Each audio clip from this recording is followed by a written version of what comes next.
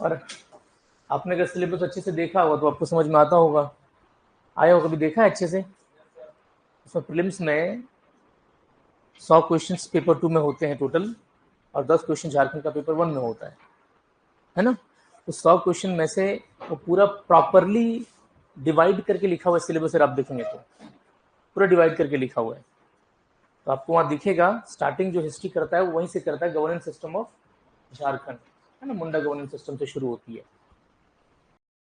ये फिर करेंगे, ये भी जो हमने पढ़ा था कि इनका ये डिसीजन बहुत गलत साबित हुआ था, ये हमने पढ़ा था, याद आ रहा है कि मराठा के रास्ते में आ गए थे। दोईसा पालकोट नीचे है साउथ में, ये हमने डिस्कस किया था कल, बात सुना रही है। यदुनाथ शाह ने क्या किया कि कैपिटल शिफ्ट कर लिया फ्रॉम दोईसा टू पालकोट, ठीक है। इसके बाद अगर इसमें फिर हम लोग आएंगे इस स्लाइड पे, थोड़ा सा एक बार आगे जाकर देख लेते हैं तो ज्यादा समझ में आ जाएगा। यहाँ देखिए, यहाँ पे 2-3 चीज और आपको दिखेगा, दैट इज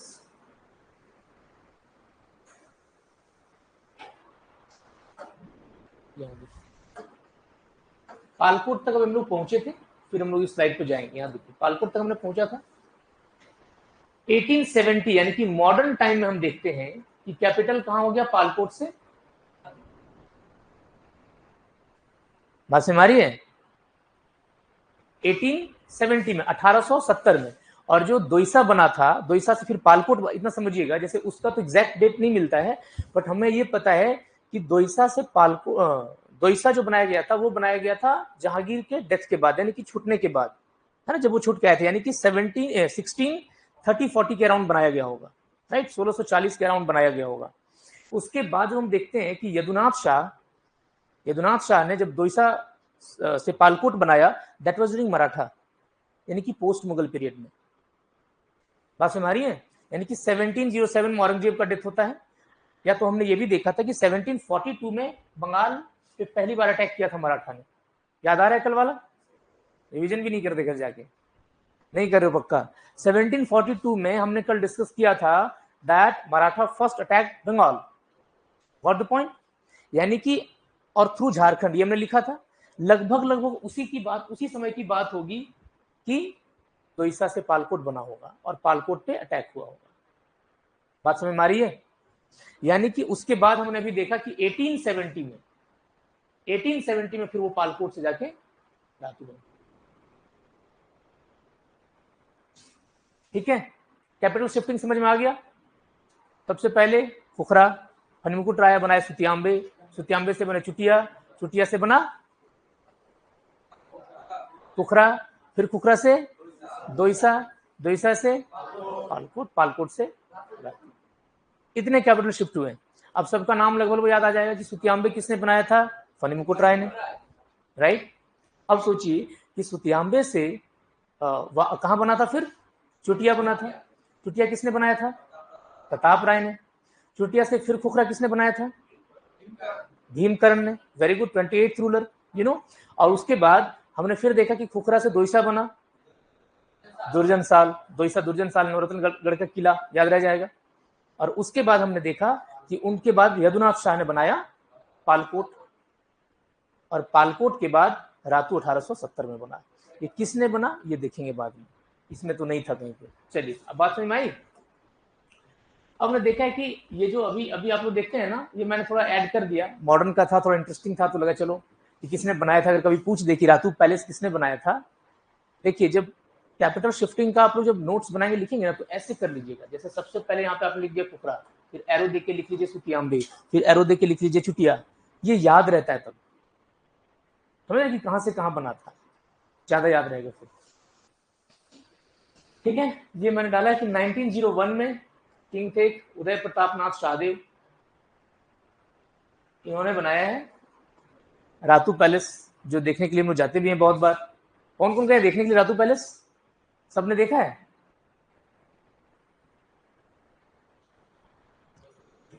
बगल में जाइए, देखिए दुर्गा पूजा के टाइम तो खुलता है, अंदर भी जा सकते हैं, आप अंदर भी जा सकते हैं। अभी तो अंदर नहीं जाने देते हैं, बट आप दुर्गा पूजा के टाइम में अंदर जा सकते हैं। छोटी छोटी तोप लगी है दो सामने, देखा है कभी जाके? नहीं, छोटी छोटी तोप लगी है, नहीं ऐसे ही वो उस समय का वो दिखाना है, ठीक है, वो दिखेगा अभी, बड़ा अच्छा है। रातू पैलेस। ये मैंने लास्ट वाला लिख दिया है कि जब भारत देश आज़ाद जब हो चुका था उसके बाद हमारे यहाँ ये विधायक भी रहे हैं, लाल चिंतामणि शरणनाथ सहदेव, नाम सुने होंगे शायद। ये लास्ट रूलर माने जाते हैं। Ruler means what? टिटुलर होता है ना कि नाम एक खानदान में किन के बाद अबॉलिश हो गया, लास्ट माने जाते हैं, 1950 से 52 तक मानते थे। ठीक है, बात समझ आई यहां तक? अब चलते हैं पीछे फिर से। लिख रहे हैं क्या इसको? नहीं ना, सेकंड साइड लिखेंगे उसके बाद लिखिएगा, रुक जाइए। यहां समझ में आ गया था, इसमें चलते हैं। ठीक है, अब जब ये पढ़ लेंगे ना, जब समझ में आ जाएगा, उसके बाद जब गवर्नेंस सिस्टम पढ़ेंगे नागवंशी का तो ज्यादा क्लियर होगा। बात समझ रही? जैसे ये समझ में आ जाएगा कौन रूलर कैसे क्या क्या हुआ, कहाँ कहाँ पे क्या क्या किया गया, उसके बाद इनका गवर्नेंस सिस्टम पढ़ लेंगे, नागवंशी गवर्नेंस सिस्टम, तब ज्यादा समझ में आएगा। और नागवंशी गवर्नेंस सिस्टम में कुछ नहीं पढ़ने का है, मैं रियली बता रहा हूँ। जैसे राजा लोग कैसे रहते थे वही सिर्फ है, उसमें कुछ नहीं अलग, कुछ भी अलग नहीं है, उसको कुछ डिटेल मिलेगा भी नहीं आपको बहुत ज्यादा। वैसे ही बस कुछ लैंड के बारे में जानना है, किस प्रकार का लैंड होता था थोड़ा बहुत। फिर मेनली जो एक्सटेंसिव है वो मुंडा गवर्नेंस सिस्टम है, एक मांझी परगना गवर्नेंस सिस्टम। ये दो बहुत एक्सटेंसिव है। पढ़ा पंचायत भी ठीक ठाक है, बट मेनली ये दोनों बहुत एक्सटेंसिव है। और संथाल परगना का जो मांझी परगना है वो तो ज्यादा एक्सटेंसिव दिखेगा आपको, बहुत एक्सटेंसिव है वो, बहुत ज्यादा। एक मुंडा गवर्नेंस, एक मांझी परगना और एक थोड़ा सा पढ़ा पंचायत, ये तीन जो है थोड़ा एक्सटेंसिव है। बाकी सारे लगभग एकदम नॉर्मल है, इनमें तो कुछ नहीं है। सिर्फ राजा होता होगा, आप जानिए जो अभी कंसेप्ट हमारे माइंड में बैठा हुआ है बस वही कॉन्सेप्ट होता है। दैट इज द एक किंग है, मंत्री होंगे, उसके सेना होंगे, सेनापति होंगे, सब वही तरीका, और कुछ अलग नहीं है, nothing different. Got the point? तो नाउ क्या लिखेंगे? ड्यूरिंग फनी मुकुट ट्राई, जो हमने डिस्कस किया ये चीज, reason was dominated by tribes, but in course of time numbers of Brahmins, Rajputs and other Hindu castes began to increase. मैंने आपको उस दिन बताया था कि क्या करेंगे राजा लोग जब ये राजपूत कहते हैं अपने आप को, तो ये क्या करेंगे? हिंदू रीति रिवाज को फॉलो करेंगे। अगर हिंदू रीति रिवाज को फॉलो करेंगे तब इनको ब्राह्मण चाहिए, इनको राजपूत चाहिए, इनको अलग अलग कास्ट के इंसान चाहिए, है ना, जिसमें नाई चाहिए, जिसमें धोबी चाहिए, बहुत सारे कास्ट के इंसान चाहिए इनको, जब हिंदू रीति रिवाज को फॉलो करेंगे तो। इसीलिए आपको दिखता है कि इसके बाद ये ब्राह्मण्स, राजपूत और अदर हिंदू कास्ट को बसाने का कोशिश करेंगे इस रीजन में, वो आएंगे धीरे धीरे। और मैंने आपको बताया कि मेनली ये काम करते हैं प्रताप राय, क्योंकि जब हम लोग सदांश ऑफ झारखंड पढ़ते हैं तो वहां पे डिटेल में वो बताया जाता है कि सदांश जो झारखंड में आए वो कहाँ से आए। सदांश मतलब नॉन ट्राइबल्स, ये समझिएगा, नॉन ट्राइबल सदांश कोई भी है तो नॉन ट्राइबल सारे सदान होंगे।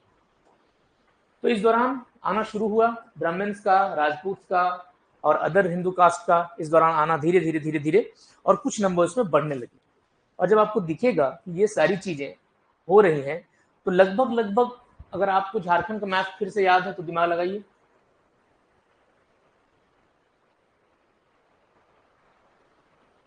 इस रीजन से आएंगे, थोड़े थोड़े इस रीजन से आ सकते हैं, बंगाल से थोड़े बहुत, बंगाल में ज्यादातर तो सिंहभूम और इधर वाला रीजन है, बट लगभग इस रीजन से आएंगे, है ना। इधर भी पलामू है, बट नागवंश का थोड़ा ज्यादा स्टार्टिंग में बहुत ज्यादा एक्सटेंशन था, बहुत काफी दूर तक होता था। और फिर अलग अलग, और मेनली आप देखेंगे कि इस रीजन में भी छत्तीसगढ़ है जहां पर ट्राइबल का पॉपुलेशन ठीक ठाक है, ठीक है। हालांकि इसके बाद जब मध्य प्रदेश रीजन में आते हैं तो वहां हमें राजपूतों की दिखती है। अभी का भी मैं बात बता रहा हूं, अभी का भी, ताकि आप कनेक्ट कर पाएंगे वो सारी चीजें।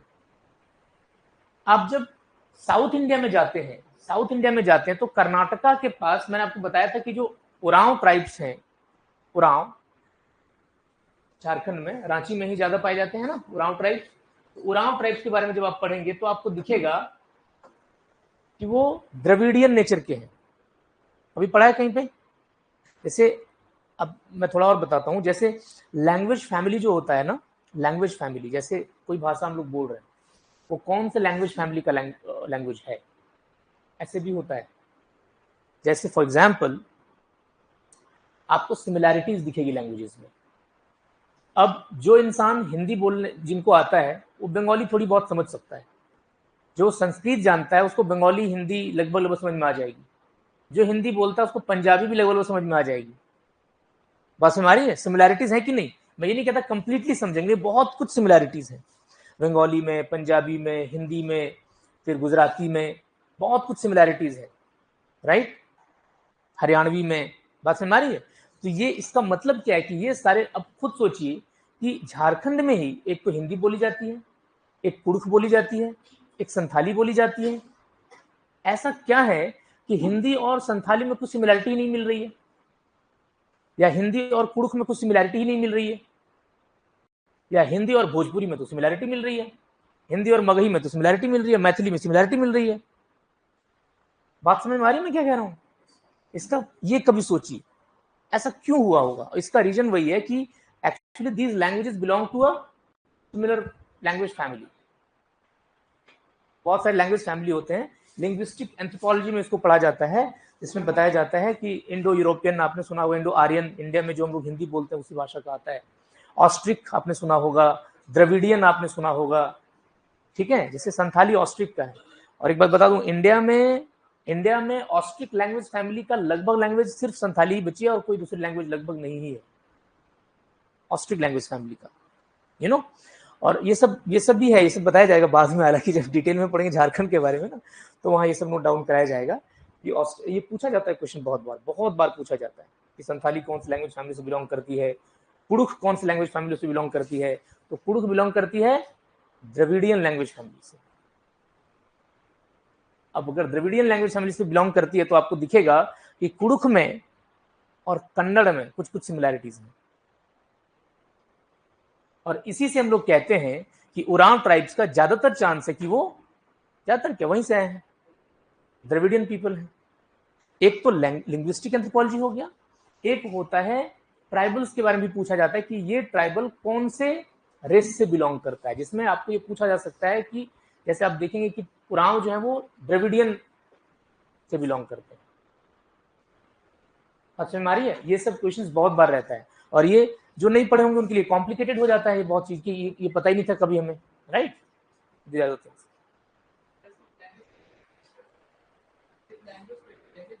नहीं, मैंने बताया रेस पे होता है, लैंग्वेज पे होता है, बहुत सारी चीजों पे होता है। रेस RACE रेस, रेशियल नहीं पता रेस के बारे में, कौन सा रेस से बिलोंग करते हैं वो, ऐसे होता है। इसमें सबका अलग अलग फिजिकल अपीयरेंस भी होता है, आप देखेंगे तो रेसेस में सिमिलैरिटीज होती हैं, जिसमें आप नॉर्थ ईस्ट के रेस को देखिए, साउथ इंडिया के रेस को देखिए, कितने डिफरेंसेस दिखते हैं। Got the point? So these are the races. There are so many different races. Got the point? हाँ, जोर से बोलिए, नहीं समझिए। ऑस्ट्रिक, ठीक है, वो पढ़ेंगे हम लोग डिटेल में, संथाली लैंग्वेज के बारे में पढ़ेंगे, उसके लिटरेचर के बारे में पढ़ेंगे, बहुत कुछ है। खोटा डायलेक्ट है, वो तो इंडो आर्यन में है। अच्छा, मुंडारी, हाँ बिल्कुल, वो भी आता है। देखिए अब मैं बताऊं, उसमें भी अलग अलग फिर ब्रांचेस दिखेंगे आपको। मैंने क्या बताया, ज्यादातर आप ये भी पढ़ेंगे कि झारखंड में there are so many languages which are actually going to be extinct, ये भी पढ़ेंगे आप। और इसमें आप जो नाम ले रहे हैं ना, जैसे हो लैंग्वेज हो गया, मुंडारी लैंग्वेज बहुत आगे है, इसमें बहुत ज्यादा। कौन बोलते हैं आजकल मुंडारी, मुझे बताइए। मुंडा लोग खुद नहीं मुंडारी बोलते। आप देखेंगे कुछ दिनों में कुड़ुख की बहुत स्थिति वैसी है। ट्राइबल लैंग्वेज में अगर झारखंड में देखा जाए ना, तो ओनली संथाली ही है जिनका थोड़ा कंडीशन सही है, जिनकी कंडीशन सही है, मतलब स्पीकर्स बहुत हैं उनमें। अभी भी आप देखेंगे तो संथाल, बात करिए, तो आपको दिखेगा कि संथाली लैंग्वेज ट्राइबल्स के अमाउंट अगर आप देखेंगे तो वो अभी बहुत ज्यादा अच्छे खासे चलती हैं, उनमें कोई ऐसा इश्यू नहीं है। बट आप कुड़ुख को भी देखिए, जो उरांव पीपल रांची में रहते होंगे, जो आप लोग बैठे होंगे यहाँ पे, आप लोगों को पता होगा ज्यादातर नागपुरी बोलते हैं वो लोग, कुड़ुख बहुत ज्यादा नहीं बोलने जानते। मेरे बहुत सारे कुड़ुख मतलब उरांव फ्रेंड्स हैं, तो मुझे पता है कि they don't know how to speak in Kurukh, ये कंडीशन है। तो कुड़ुख की भी ऐसी स्थिति लगभग है। तो ये अच्छा साइन तो नहीं है, नो डाउट, है ना, कि हर एक लैंग्वेज का एक प्रॉपर हिस्ट्री होता है, लिटरेचर होता है, वो सारी चीजें रहनी चाहिए, बरकरार होनी चाहिए। अब धीरे धीरे नागपुरी ने जगह ले लिया वो। अब रांची में ज्यादातर देखेंगे जो ट्राइबल्स हैं, they speak in Nagpuri, you know, वो कुड़ुख में बात नहीं करते उतने, कुछ हैं जो जानते हैं थोड़े बहुत, बट लगभग नहीं। तो दैट इज, वो अच्छी साइन नहीं है, जानना चाहिए, हर एक चीज जानना चाहिए, जो कल्चर है हमारा उसको जानना चाहिए एटलीस्ट, और उसमें प्राउड होना चाहिए। चलिए सो आगे, so we were discussing about, तो यहाँ तक है ना कि वो आएंगे बसाएंगे। अब इसका एक्सटेंशन के बारे में थोड़ा देखते हैं कि Panchet was situated to east of Chota Nagpur. अब दिमाग लगाइए, झारखंड का मैप फिर से लाइए, झारखंड का मैप फिर से लाइए। कहां पे है पंचेत? इस रीजन में है ना। उसके बाद लिखा है and Keonjhar to the south of Chota Nagpur. Keonjhar कहां है? इस जगह पे मान लीजिए, अराउंड, मैपिंग तो है नहीं बट अराउंड। इसका मतलब है कि छोटा नागपुर का जो एक्सटेंशन था वो लगभग ये वाला था। मतलब उसके इसमें ऐसा क्यों लिखा है ना, वो आपको दिखेगा कि क्योंझर को हराने में सपोर्ट लेंगे पंचेत का, ठीक है, पंचेत इनको सपोर्ट करेंगे नागवंशी को, और क्योंझर को बाद में हराया जाएगा नागवंशी के द्वारा, ठीक है। और हमने देखा था कि नागवंश में जब हम लोग स्टार्ट किए थे, स्पेशली सुतिया नागखंड में, यानी कि नागवंश शुरू होने के पहले, तो हमने देखा था कि these are the actually parganas of what, the different garhs, है ना। लेकिन तब तक क्या होता है, हर एक रीजन में आप जब देखेंगे, कहीं भी आप जाइए, एक बड़ा इंटरेस्टिंग चीज है, मान लीजिए ऐसा भी कभी कभी होता है कि अगर आपने देखा होगा कि कोई बढ़िया मजबूत आदमी है, मतलब मजबूत in the sense leadership quality उसमें है, लीडरशिप क्वालिटी है, तो क्या करेगा ना कि वो राजा को भी नहीं मानेगा, देखेगी नहीं, कोई उसको वैल्यू नहीं देगा वो, नहीं। आप अच्छा, बड़ा इंटरेस्टिंग एग्जांपल, आप जब कॉलेजेस में जाते हैं तो बहुत बार आप देखते होंगे कि अगर कोई प्रोफेसर बहुत अच्छा नॉलेजेबल है तो वो प्रिंसिपल को वैल्यू नहीं देता है। स्कूल्स में, कॉलेज में आपने देखा है कि नहीं ये चीज? वही हाल होता है हर जगह। इसी हिसाब से जब छोटे छोटे जगहों में कुछ ऐसे इंसान हो गए जिनमें लीडरशिप क्वालिटी है, हिम्मत वाले हैं, बढ़िया हैं, तो वो क्या करेंगे, वो राजा को वैल्यू नहीं देंगे उतना, और फिर वो अपना छोटा राज्य चलाएंगे अलग से। Getting the point? उसी हिसाब से लगभग इन सबका कंडीशन था। तो फिर वो हराएंगे उनको आके, अब दिखेगा वो सपोर्ट लेंगे पंचायत का, और फिर वो हराएंगे। ठीक है, during Pratap Rai he invited the people to come, ये हमने दिखाया था कि settle in the new capital Chutia में, वो सेटल होने की बात करेंगे कि आप अलग अलग जगह से आए और हमारे यहाँ आके बसें, ठीक है, बहुत सारे कास्ट को। और इसी समय से हम लोग मानते हैं मेनली यहाँ पे सदांश के बारे में, कि सदांश ये बहुत बार पूछा जाता है कि which ruler like is responsible, या कह लीजिए कि जिन्होंने सदांश को झारखंड में बसाने का काम किया, तो वो हो जाएंगे properly Pratap Rai, the fourth ruler. ये बहुत बार ये क्वेश्चन पूछा जाता है सदांश में, कि सदांश को बसाने में किनका हाथ है, तो उसमें प्रताप राय का हाथ है। प्रताप राय ने बुलाया था सबको और बसाया यहाँ पे। एक बात और है, सदनी भाषा के बारे में सब जानते हैं, सदरी भाषा, सदनी भाषा नाम सुना है? सदानी भी बोलते हैं, सदनी भी बोलते हैं, सदरी भी बोलते हैं उसको। सदरी भाषा किसको कहते हैं? सिर्फ नागपुरी को? सदरी क्यों कहते हैं, सदनी क्यों कहते हैं? क्योंकि सदांश के द्वारा बोली जाती है, सिंपल सी बात है, ठीक है। आप जब देखेंगे, अच्छा पंच परगनिया, पंच परगना रीजन किसको कहते हैं? पंच परगनिया कहाँ बोली जाती है? कौन रीजन को कहते हैं पंच परगना? नहीं पता? नहीं, रामगढ़ हजारीबाग उतना बड़ा बड़ा रीजन भी नहीं है। रांची के 5 ब्लॉक हैं, बुंडू, तमाड़, समझे? वो समझ में आएगा, जब झारखंड पढ़ेंगे तो डिटेल में बताएंगे उसके बारे में। वो 5 परगना उधर ही बोली जाती है, पंच परगनिया, ठीक है, ठीक है, डिटेल में जाएंगे। पंच पर, इसलिए उसको पंच परगनिया कहते हैं। वो 5 परगना में बोली, ऐसे तो एक्सटेंसिव है, बहुत जगह बोली जाती है, बट ये उसके पीछे का ऐसा कारण है, ठीक है। तो सदनी जो भाषा है वो सदानों के द्वारा बोली जाती है, और आपको जो हिस्ट्री दिखेगा वो यहीं से फिर दिखेगा, सदनी भाषा का हिस्ट्री। जब सदान यहाँ पे आएंगे, नॉन ट्राइबल्स आएंगे, तो they will speak in different languages, and वो 4 जो लैंग्वेज जो है वो है खोटा है, नागपुरी है, पंच परगनिया है और कुरमाली है।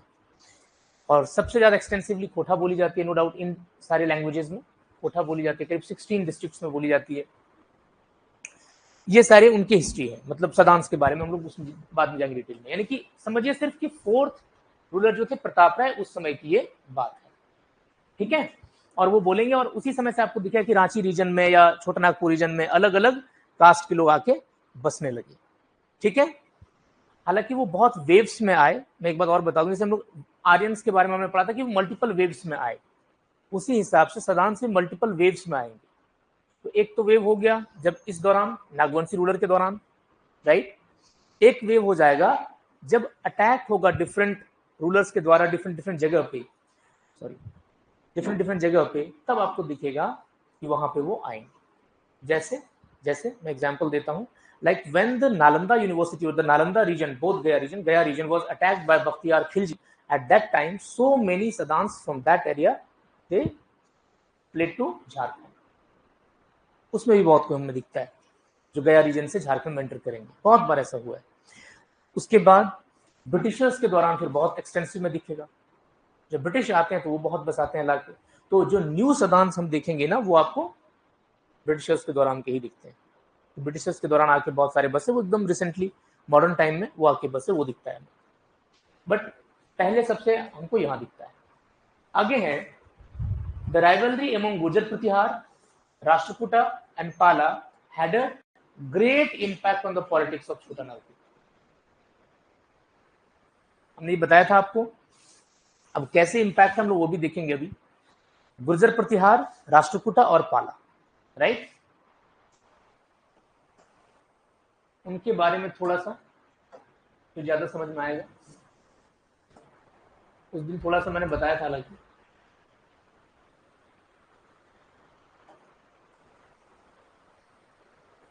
ये रीजन है गुर्जर प्रतिहार का, ये रीजन है राष्ट्रकूटा का, और ये रीजन है पाल। ठीक है, ये कब की बात है? हर्षवर्धन वगैरह के बाद की बात है, मतलब अब कह लीजिए लेट मिडाइवल नहीं, लेट एंशिएंट, अर्ली मिडाइवल, उस समय की बात है लगभग। ये जो 3 डायनेस्टी थे, आपको दिखेगा कि जब बड़ी डायनेस्टी कमजोर, मैंने आपको बताया था कि बड़ी डायनेस्टी जब कमजोर होती है तो छोटे छोटे होती है। तो 3 आपको दिखता है, that is Palas, Gurjara Pratiharas and Rashtrakutas. ये तीनों एक्सटेंसिवली अपने अपने क्षेत्र में शासन कर रहे थे। तो आपको क्या लगता है झारखंड कौन से इसके अंदर आ सकता है? लगभग पालाज के अंदर, पाल वंश, पाल डायनेस्टी, पाल के अंदर आएगा। यहाँ पे आपको दिखेगा बंगाल, बिहार, झारखंड, ये जो पूरा रीजन है, और बांग्लादेश, वो पूरा रीजन, ये बाद में अपना कैपिटल ढाका भी लेके जाएंगे, वो सब तो इंडियन हिस्ट्री में है। तो पाल डायनेस्टी का यहाँ पे रूल चल रहा होता है, और इसी में आपको दिखेगा कि गुर्जर प्रतिहार अटैक करेंगे इनके ऊपर, ये भी अटैक करेंगे इनके ऊपर, ये भी अटैक करेंगे इनके ऊपर, ये अटैक करेंगे इनके ऊपर, सारे एक दूसरे पर अटैक करेंगे। इसको हम लोग कहते हैं ट्राइपार्टाइट स्ट्रगल। हिस्ट्री में जब पढ़ेंगे इंडियन हिस्ट्री में, तो इसको कहा जाता है ट्राइपार्टाइट स्ट्रगल।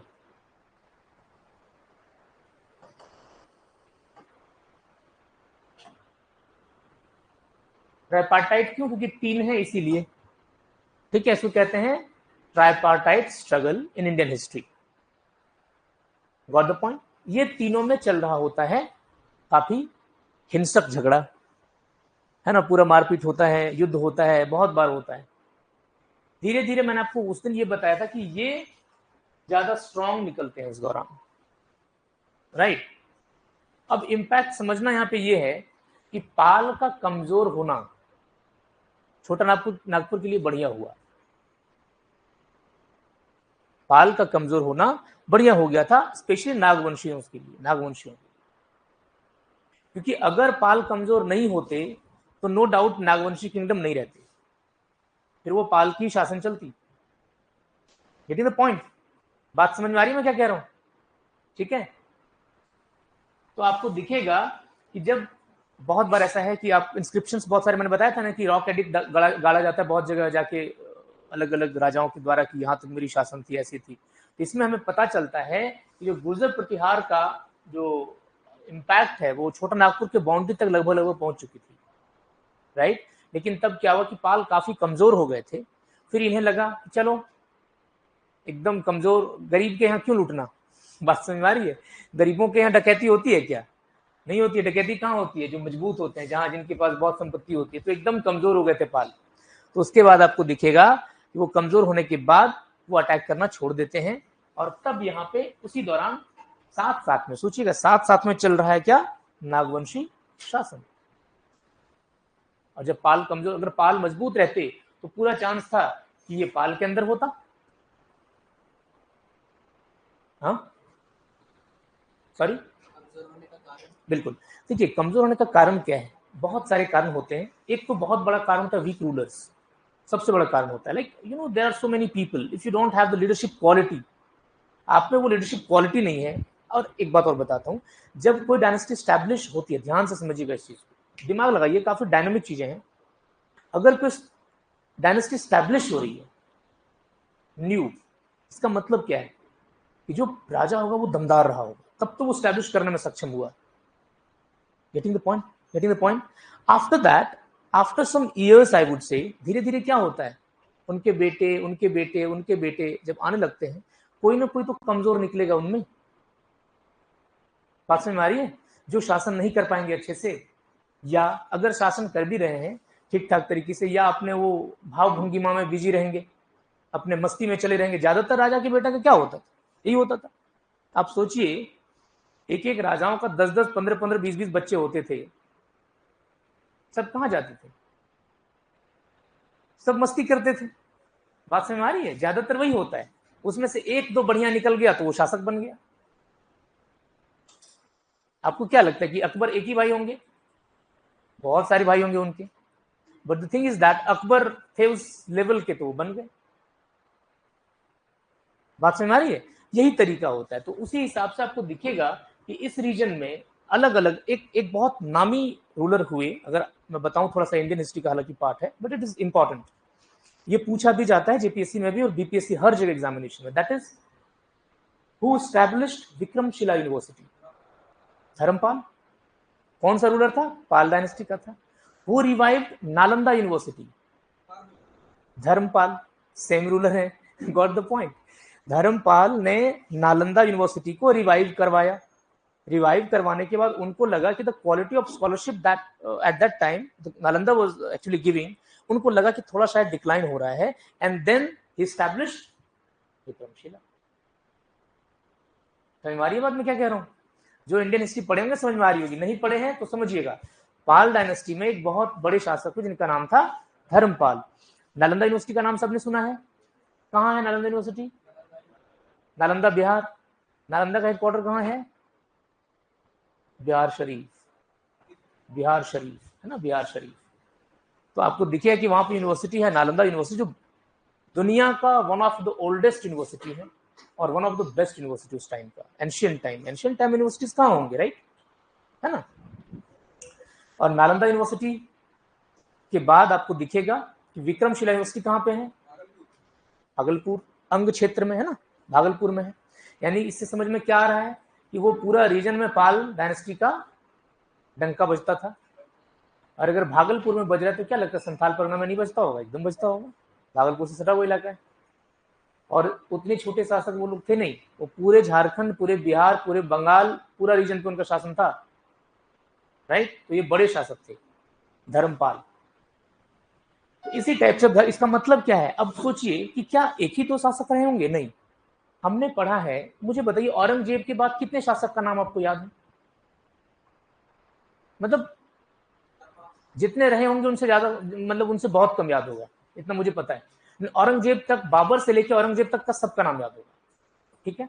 शेरशाह सूरी के बाद आपको कितना उनके बेटा पोता का नाम याद है? मुझे बताइए, जो शासक बने।